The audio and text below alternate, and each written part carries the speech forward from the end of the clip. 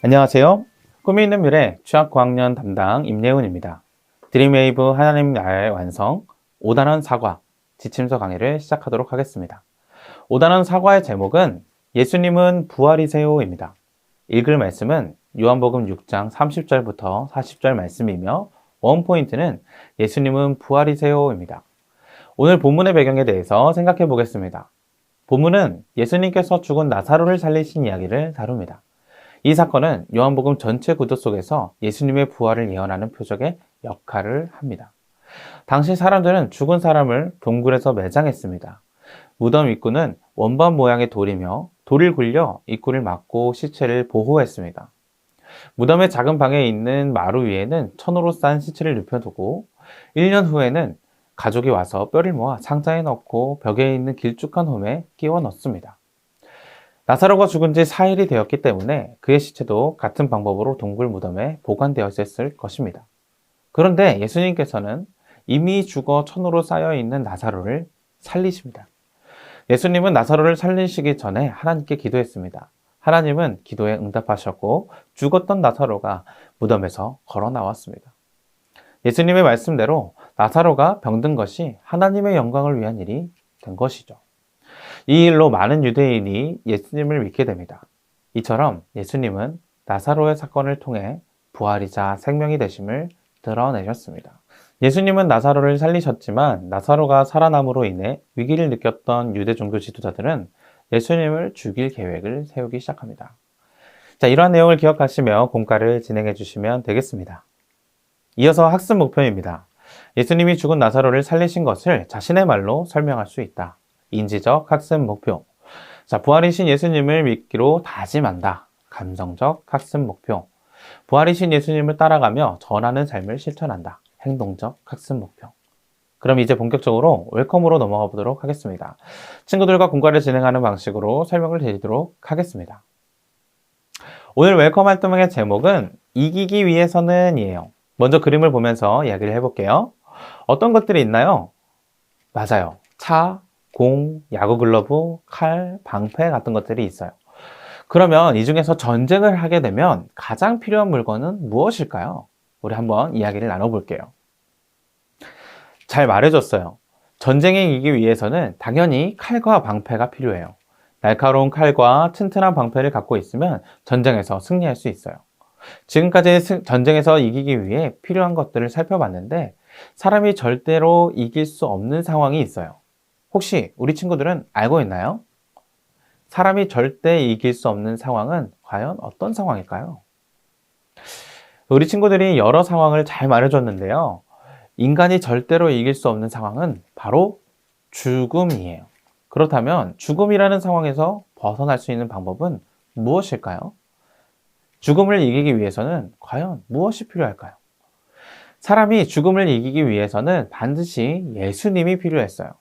오늘 본문에서 예수님은 죽음을 이기시고 한 사람을 살려주세요. 그 내용을 어드벤처 활동을 통해 알아보도록 할게요. 자, 설교 시간에 들은 말씀을 떠올리며 문제를 풀어보는 활동이에요. 잠시 시간을 줄 테니 먼저 빈칸을 채워보도록 할게요. 다 풀었나요? 먼저 한 사람씩 순서대로 문제를 읽고 답을 말해보도록 할게요. 틀려도 괜찮으니 자신 있게 말해보세요. 모두 잘 말해줬어요. 그럼 선생님과 함께 답을 맞춰보도록 할게요. 자, 1번 문제의 답은 돌이에요. 나사로가 죽은 무덤은 아주 무거운 돌로 막혀 있었어요. 그래서 예수님은 돌을 옮기라고 명령을 하셨어요. 자, 2번 문제의 답은 마르다예요.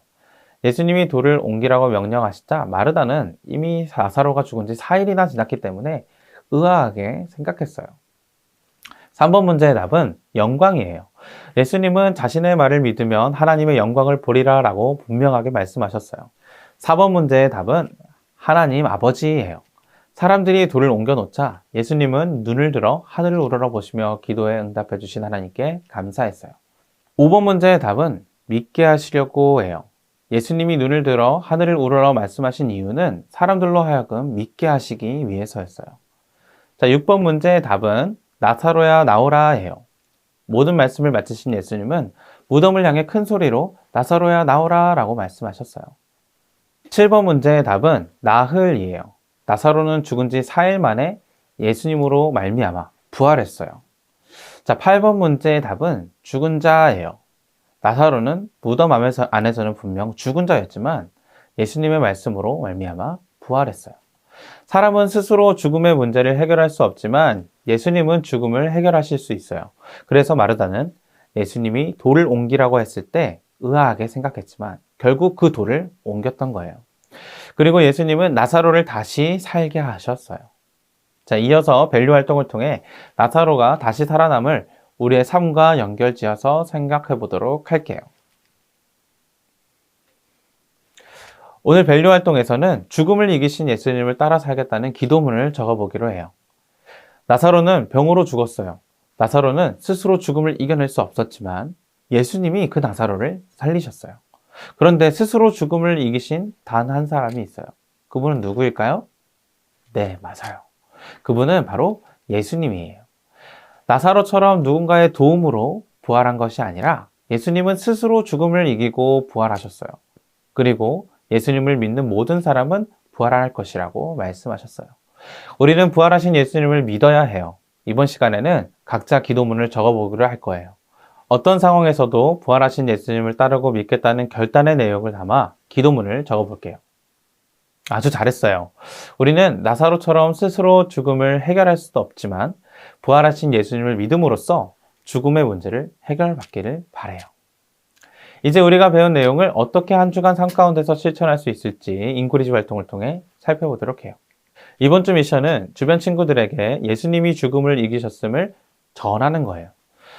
사람은 스스로 죽음을 이길 수 없지만 예수님은 죽음을 이기셨어요. 그것을 믿음으로써 우리도 부활의 소망을 갖게 하신 예수님을 우리 주변 친구들에게 전하기로 해요.